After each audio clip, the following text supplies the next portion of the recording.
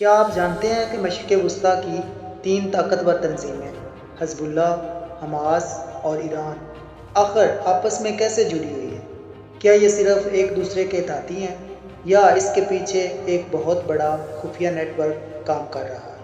اور سب سے بڑا سوال، اگر ان تینوں کا اتحاد مضبوط ہو جائے تو کیا یہ پورے مشرق وسطیٰ کی سیاست بدل سکتا ہے؟ آج کی ویڈیو میں ہم حقیقت، تاریخ اور خفیہ تعلقات سب کچھ سمجھیں گے، اور ویڈیو کے آخر میں آپ سے ایسا سوال پوچھوں گا جس کا جواب شاید آپ کی سوچ بدل دے۔ سب سے پہلے بات کرتے ہیں حماس کی۔ حماس ایک فلسطینی تنظیم ہے جو 1987 میں بنائی گئی تھی۔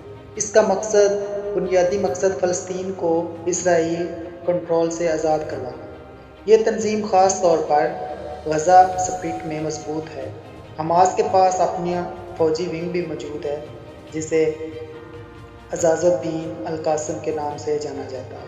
یہی گروپ اکثر اسرائیل پر راکٹ حملوں کے لیے جانا جاتا ہے۔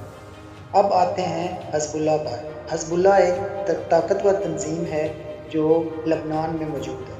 یہ تنظیم 1980 میں بنی تھی جب لبنان میں اسرائیل کے خلاف مذمت شروع ہوئی۔ آج حزب اللہ صرف ایک تنظیم نہیں بلکہ ایک سیاسی اور فوجی طاقت بھی ہے۔ ان کے پاس جدید میزائل، ڈرون اور تربیت یافتہ فوج ہے۔ کئی ماہرین کے مطابق یہ مشرق وسطیٰ کی سب سے طاقتور اور غیر ریاستی فوجوں میں سے ایک ہے۔ اب سوال پیدا ہوتا ہے کہ ایران اس سب میں کہاں آتا ہے؟ ایران مشرق وسطیٰ میں اپنا اثر رسوخ بڑھانا چاہتا ہے، اس لیے ایران کئی گروپس کی حمایت کرتا ہے جنہیں ماہرین ایگزسٹ ریزسٹنٹ کہتے ہیں۔ اس اتحاد میں شامل ہیں حزب اللہ، حماس اور کچھ دوسرے گروپ۔ ایران ان کو فنڈنگ، ہتھیار اور ٹریننگ فراہم کرنے کا الزام بھی سنتا ہے۔ اب سوال یہی ہے کہ حماس، حزب اللہ اور ایران کا تعلق کیا ہے؟ ماہرین کے مطابق ان کا تعلق 3 بنیادوں پر ہے۔ یہ تینوں اسرائیل کو اپنا دشمن سمجھتے ہیں۔ رپورٹس کے مطابق حزب اللہ اور ایران حماس کو ٹیکنالوجی اور تربیت دینے میں مدد کرتے ہیں، اور سیاسی اتحاد۔ مشرق وسطیٰ میں یہ گروپ ایک دوسرے کی حمایت کرتے ہیں، اس لیے یہ جب بھی غزہ یا لبنان میں کشیدگی بڑھتی ہے تو پورا خطہ متاثر ہوتا ہے۔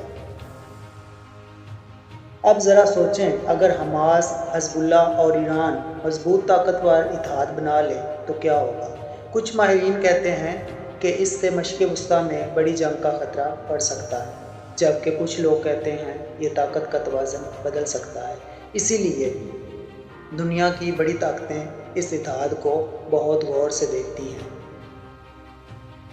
اب سب سے اہم سوال، اگر حماس، حزب اللہ اور ایران ایک مضبوط اتحاد بنا لیتے ہیں تو کیا یہ مشرق وسطیٰ میں امن لائے گا یا ایک بڑی جنگ کا سبب بنے گا؟ آپ کیا سوچتے ہیں؟ اپنی رائے کا اظہار کمنٹ میں ضرور کیجیے۔